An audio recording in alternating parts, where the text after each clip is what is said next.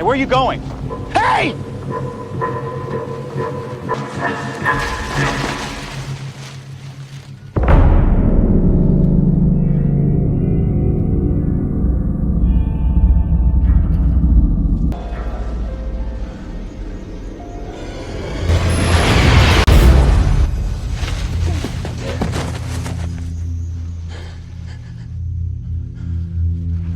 Dad? I'm not your father.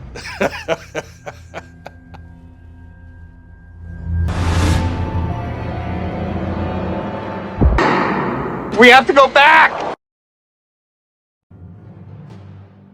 What's going on, Losties? Back here again with episode 5 of Project Lost. In this episode, the Losties find themselves short of water, and they're also thirsty, but not only for water, they're thirsty for leadership, someone to tell them what to do. And everybody is looking for the de facto leader, Jack Shepherd in this case. But Jack is off looking for answers, chasing ghosts, or should I say a white rabbit in this case. Let's explore Dr. Shepherd in this episode as we get a glimpse of his flashback on today's Project Lost. But anyway, guys, Losties, are we ready to go back? We have to go back! Let's get into it, guys.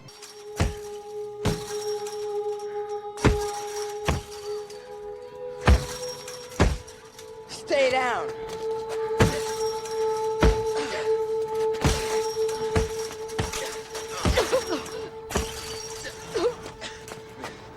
Your choice, man. Walk away now. You won't get your ass kicked.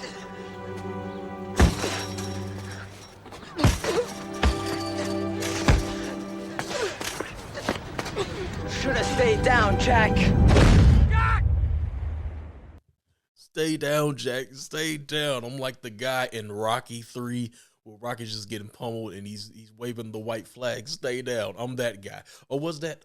Or maybe I got it mixed up. Maybe he was on Creed's side. But y'all know what scene I'm talking about. But anyway, would you have stayed down, or would you have helped your friend in need that's getting pummeled? I think I would have got up. I don't think I would have got socked in the face. I would have went down swinging. But anyway, we see Jack growing up as a kid, and we see that he's born with this hero complex. He has to save everybody, and we see this throughout, the next scene. So back at the beach, Jack is alerted that some woman who is drowning in deep at sea, and then Boone is trying to save her at the same time, who is the worst lifeguard I have ever seen, right? And he's struggling to save her, so Jack then springs into action, but he can only save one, and he chooses Boone, of course, and then Boone has, issue, a stick up his butt the whole episode. You better be glad that you got saved. But anyway, Jack is later guilt-ridden as he's talking to Kate that he can only save one person. Well, he was trying to save both people, but he can only save one, and he feels like he chose to save Boone instead of trying to save both of them. But then once again, we see that man in the suit that we saw last episode, right? Which is about to be identified. So hold your horses. And then, after this, we go back into another flashback of younger Jack. So, you want to tell me what happened? A couple guys jumped Mark Silverman. A couple of guys jumped Mark Silverman. But they didn't jump you. I had a boy on my table today. I don't know, maybe a year younger than you. He had a bad heart. At the end of the day, after the boy died, I was able to wash my hands and come home to dinner. Watch a little Carol Burnett, laugh till my sides hurt. And how can I do that? I mean, even when I fail, how do I do that, Jack? Because I have what it takes. Don't choose, Jack. Don't decide. You don't want to be a hero. You don't want to try and save everyone. Because when you fail, you just don't have what it takes.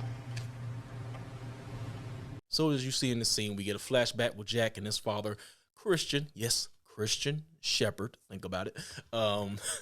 Anyway, this scene further reinforces the conflict of trying to be the hero and save everybody. And of course, his dad, at this time, who thinks, Jack doesn't have it. I don't know if he's just trying to low key, I guess, build him up in a way, or he just an asshole. But anyway, he tells Jack that you shouldn't choose to save everybody. Don't be the hero, as he doesn't have what it takes to make the hard decisions, things of that nature.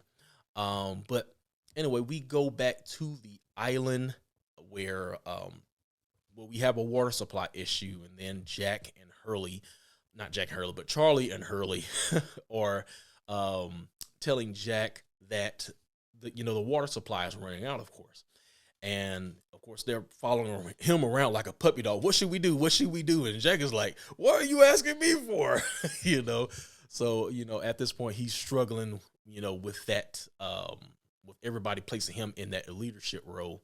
Then we also get another scene where Boone asks Jack, why didn't he save the girl? And when I was first watching this, I thought Jack was just going to swing on him. But anyway, we get, once again, that figure that Jack is seeing. We don't know if it's a hallucination or a ghost at this point, but, he's following after it off into the jungle.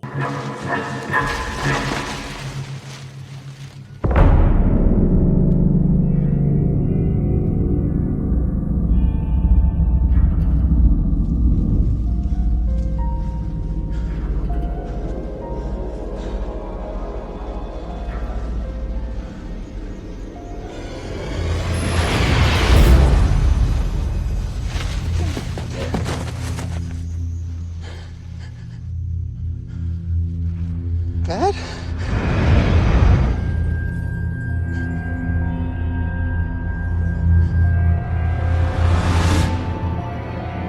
So as we see, Jack follows the figure into the forest or jungle, whatever you want to call it. And, of course, it's his dad. How is his dad here?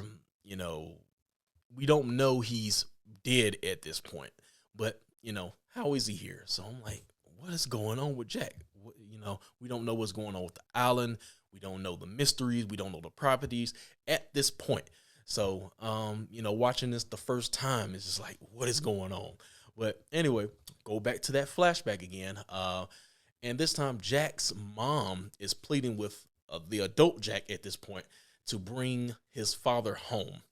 So question of the day, was it wrong for Jack's mother to expect him to be responsible for his dad, who was kind of a lost cause at this point?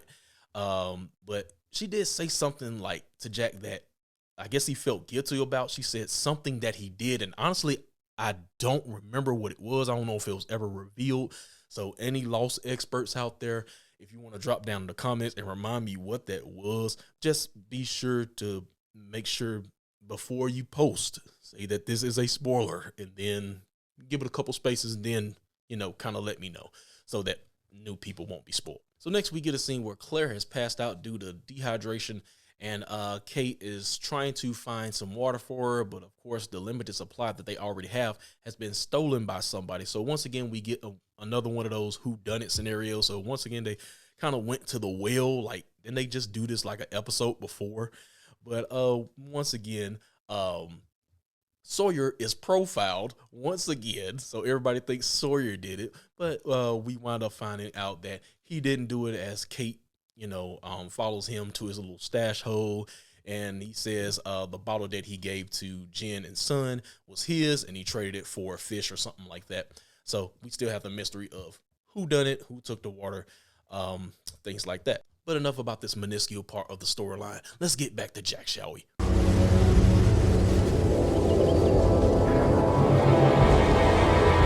Where are you?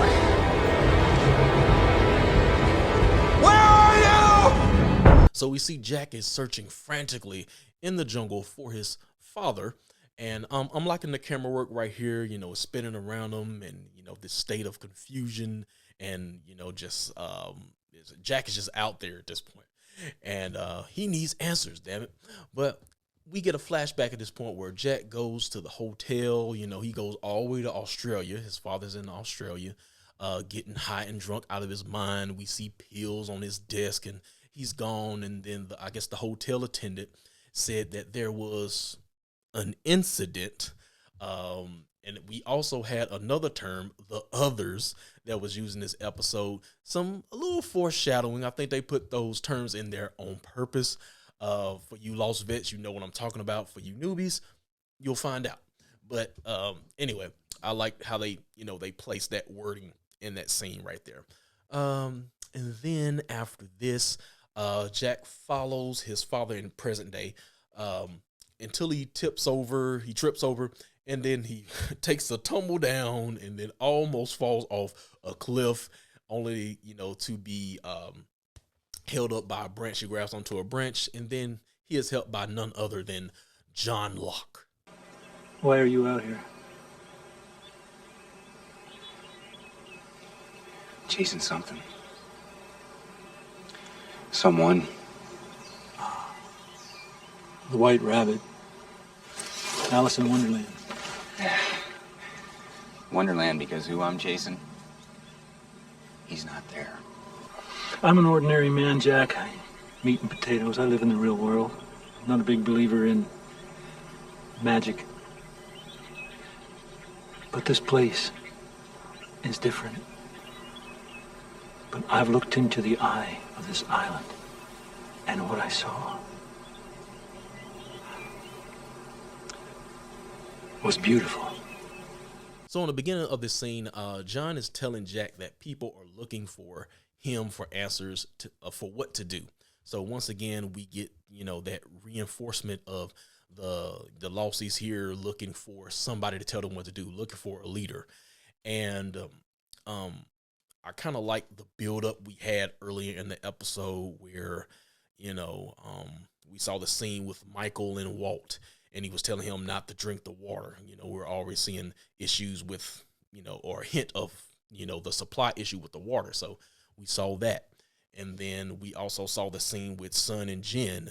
Even though, they're not speaking English, we see the subtitles, and Sun is like, when is somebody going to tell us what to do? So they're even looking for somebody, to kind of lead them. Even though Jen is being kind of stubborn at this point, he's telling her, I'll tell you what to do. But, and then you had Hurley and Charlie asking Jack what to do. So everybody's looking towards Jack, you know what I'm saying? And, then we also get later in the conversation where John is asking Jack, what is he looking for? And then he refers to, the White Rabbit or Alice in Wonderland, going down the rabbit hole, which Jack is going down here very deep. And he also says that the island is special, and he talks about the eye of the island. So my question is, why didn't he mention this when last episode Michael asked him, did you see anything? And he was like, no. But he just tells Jack all this information. So maybe he was just waiting for the right person. He was saying that, some people they see it, but they're not ready to talk about it, or they're not ready to accept that something is going on with this island. So maybe he felt Michael wasn't ready to hear this information, but maybe Jack is. So, that's my guess. And then of course, he hits him with the leader can't lead until he knows what he's looking for. So, but anyway, then we lead to another flashback where Jack finds his father finally, but he has to identify him as he is dead. He's in a morgue. So we know at this point, Jack's father is dead. And then we go back to the island. Then he hears this noise, and then this leads him to a spring of water, coincidentally. And this is where his father's casket is. And then we get the flashback back to the airport, and he's having issues getting the casket back to America, and he's in a rush to get this funeral over because he just wants it to be done. So then after this, we go back to present day island. He opens up the coffin, and of course the body is not there. And I'm like, at this point, I'm like, okay, is this dude alive? What is going on? So did he raise back up from the dead? Is he seeing stuff? But we don't answer these questions until a whole lot later on, buddy. I'm not going to talk about that right now. I think I got a small spoilers and theory segment that I might do, so look out for that. There might be a part 2. Wrapping up the episode, we find that it was Boone who took the water, although with good intentions, but this leads to an uproar, which is interrupted by the emerging leader who has now found himself. And then from here, we get the infamous speech live together, die alone. We can't do this. Every man for himself is not going to work. It's time to start organizing. We need to figure out how we're going to survive here. Last week, most of us were strangers. But we're all here now. And God knows how long we're going to be here. But if we can't live together, we're going to die alone. Classic line, live together, die alone. And you know what? Jack's father died alone, so I think seeing that casket and remembering how he died, that gave Jack the inspiration to rise up and finally start on the path of leading and organizing the Losties. So I guess his father in some way kind of helped him out here. All right, my Lost, so that's going to wrap up this week's Project Lost. If you made it this far, give this video a thumbs up and also tell somebody about this. Get another Lostie. I'm trying to build a place for all of us, right? So we can go back. But anyway, next week we will explore one of TV's top couples, Sun and Jin Kwon. So can't wait to get into that one. But anyway, guys, if you did like this video, once again, make sure to hit that thumbs up, subscribe if you are new, and I will see you next week. And remember, we have to go back. We have to go back! See you next time, guys.